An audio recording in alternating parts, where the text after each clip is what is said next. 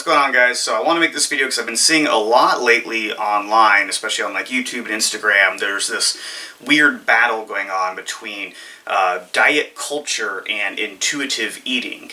And it's weird to me that this is even a debate at all that's going on, but I guess people have to get the clicks and likes somehow, right?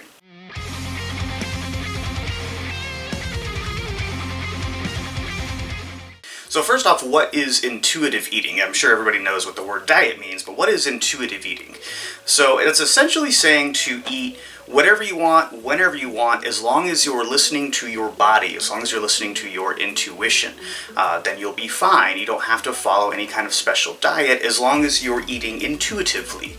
So one of the principles of that is to, eat when you're hungry and stop when you're full. And that actually isn't bad advice. I mean, that really is just calorie restriction in itself, because a lot of times people will be enthralled with the taste of something or the idea of food that you'll eat the entire thing on your plate, even if you're already full halfway through. And that can cause problems and causes overeating. But it goes a little step further. There's some principles. I'll put up an image of it. But one of the things that they suggest is to reject diet mentality.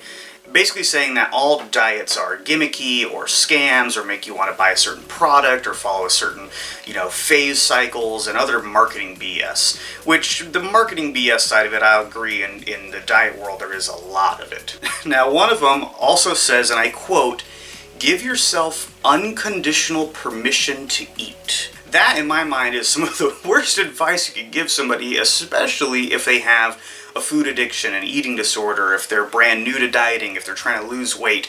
Give yourself permission, unconditional permission to eat. Hey, you want 2 entire pizzas from Domino's? Go ahead. You want to survive on nothing but McDonald's and sugary sodas? Hey, you're eating intuitively after all. You can see where that particular portion of the advice is awful.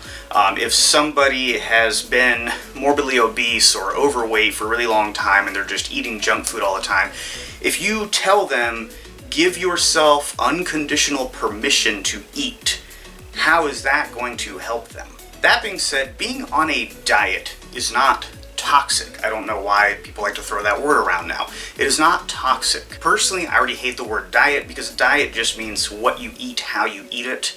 But I understand where they're coming from. They're basically saying that when you're starting to follow a bunch of fad diets or super restricted diets and stuff like that, number one reason diets fail is from people feeling too restricted and not enjoying the foods they're eating and feeling like it's too much of a chore. And that I understand. They also suggest not to bother counting calories and macros. And I actually saw one video where a dietitian was saying that it's triggering to hear the words calories and macronutrients. It shouldn't be triggering, especially for a dietitian, because after all, those are scientific names. It's just what they are. Now, if you saw in one of my older videos of why you're not losing weight, I talked about how tracking, you don't have to do tracking, but if you're not seeing results that you want, or if you're brand new to it, it's smart to track, just because if we're not consciously looking at what we're eating and how much we're eating, a lot of times we do overeat. Give you an example. When I was, 300 plus pounds, I could buy those Red Baron personal pizzas that come 2 to a container, each one of those being about 500 calories, and I would eat both of them at lunch. That would be one meal for me. And then for dinner, I would get the Tyson's popcorn chicken, the entire box, which is supposed to be 4 servings. Microwave that. Not done yet. Take that out, put slices of Velveeta cheese all over it, put it back in the microwave, melt it, take it out, not done yet, pour ketchup all over it until it's all coated. I would eat that as one meal. That had to have been at least 2,000 calories for that one meal.